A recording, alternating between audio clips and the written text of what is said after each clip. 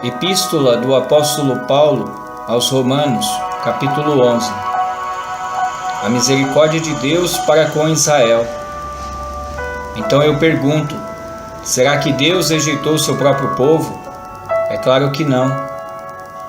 Eu mesmo sou israelita, descendente de Abraão e membro da tribo de Benjamim.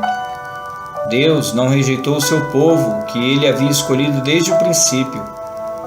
Vocês sabem muito bem o que as Escrituras Sagradas dizem naquele trecho em que Elias acusa o povo de Israel diante de Deus. Elias diz assim: Senhor, eles mataram os teus profetas e destruíram os teus altares. Eu sou o único que sobrou e eles estão querendo me matar. O que foi que Deus disse a ele? Ele disse: Eu guardei para mim 7.000 homens que não adoraram o Deus Baal. A mesma coisa também acontece agora, isto é, por causa da graça de Deus, ainda existe um pequeno número daqueles que ele escolheu. Essa escolha se baseia na graça de Deus e não no que eles fizeram. Porque se a escolha de Deus se baseasse no que as pessoas fazem, então a sua graça não seria a verdadeira graça. E isso quer dizer que não foi o povo de Israel que encontrou o que estava procurando. Quem encontrou foi apenas o pequeno grupo que Deus escolheu. Os outros não quiseram ouvir o chamado de Deus. Como dizem as Escrituras Sagradas, Deus endureceu o coração e a mente deles.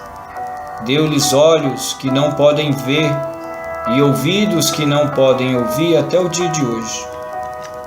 E Davi disse que nas suas festas eles sejam apanhados e enganados, que eles caiam e sejam castigados. Ó Deus, fazem com que eles fiquem cegos e que fiquem sempre curvados, debaixo do peso das suas dificuldades. Agora eu pergunto, quando os judeus tropeçaram, será que eles caíram para nunca mais se levantarem? É claro que não. Mas porque eles pecaram, a salvação veio para os não-judeus, para fazer com que os judeus ficassem com ciúmes deles. O pecado dos judeus trouxe grandes bênçãos para o mundo, e a sua pobreza espiritual trouxe ricas bênçãos para os não-judeus. Então, quando se completar o número de judeus que voltarão para Deus, as bênçãos serão muito maiores ainda. A salvação dos que não são judeus. Agora estou falando a vocês que não são judeus. Enquanto eu for o apóstolo dos não-judeus, terei orgulho do meu trabalho. Talvez eu possa fazer com que os que são da minha própria raça fiquem com ciúmes, e assim seja possível salvar alguns deles. Porque quando os judeus foram rejeitados, o resto do mundo se tornou amigo de Deus. O que acontecerá então, quando eles forem aceitos? Os que estiverem mortos receberão a vida. Pois se o primeiro pão assado depois da colheita é dedicado a Deus, isso quer dizer que todos os outros pães também são dedicados a Ele. E se as raízes de uma árvore são oferecidas a Deus, os galhos são bênção deles. Alguns galhos da oliveira cultivada foram quebrados, e um galho de oliveira brava foi enxertado nela. Pois vocês, os não-judeus, são como aquela oliveira brava, e agora tomam parte na força e na riqueza espiritual dos judeus. Portanto, vocês não devem desprezar os galhos que foram quebrados. Como é que vocês podem estar orgulhosos? Vocês são somente galhos. Não são vocês que sustentam a raiz. É a raiz que sustenta vocês. Pois vocês dirão, sim, mas os galhos foram quebrados a fim de darem lugar para nós. Isso é verdade. Mas lembrem que eles foram quebrados porque não creram. No entanto, vocês continuam na oliveira porque creem. E não tenham orgulho disso, pelo contrário, tenham medo. Se Deus não deixou de castigar os judeus, que são como galhos naturais, vocês acham que Ele vai deixar de castigar vocês? Vejam como Deus é bom e também é duro. Ele é duro para os que caíram e bom para vocês, se continuarem sempre confiando na bondade dEle. Senão, vocês também serão cortados. E se os judeus abandonarem a sua descrença, serão enxertados na oliveira cultivada, pois Deus pode enxertá-los de volta.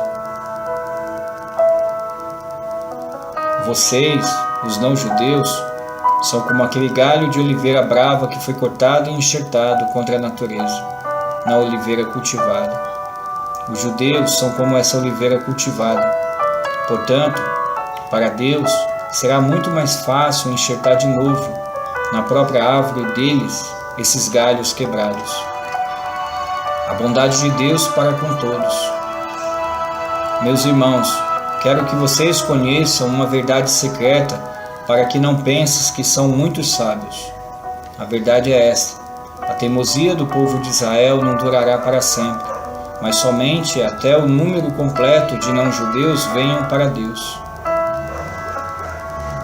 É assim que todo o povo de Israel será salvo. Como diz as Escrituras, o Redentor virá de Sião e tirará toda a maldade dos descendentes de Jacó. Eu, o Senhor, farei esta aliança com eles quando tirar os seus pecados. Os judeus rejeitaram o Evangelho e por isso são inimigos de Deus, para o bem de vocês, os não-judeus. Mas pela escolha de Deus, eles são amigos dele, por causa dos patriarcas, porque Deus não muda de ideia a respeito de quem Ele escolhe e abençoa. Mas no passado, vocês que não são judeus, desobedeceram a Deus. Porém, agora vocês receberam a misericórdia de Deus por causa da desobediência dos judeus. Assim, por causa da misericórdia que vocês receberam, os judeus agora desobedecem a Deus, para que eles também possam receber agora a misericórdia dele. Pois Deus fez com que todos se tornassem prisioneiros da desobediência, a fim de mostrar a misericórdia a todos. Louvor a Deus! Como são grandes as riquezas de Deus, como são profundos o seu conhecimento e a sua sabedoria. Quem pode explicar as suas decisões? Quem pode entender os seus planos? Como dizem as Escrituras Sagradas, quem pode conhecer a mente do Senhor? Quem é capaz de lhe dar conselhos? Quem já deu alguma coisa a Deus para receber dele algum pagamento? Pois todas as coisas foram criadas por Ele, e tudo existe por meio dele e para Ele. Glória a Deus para sempre. Amém.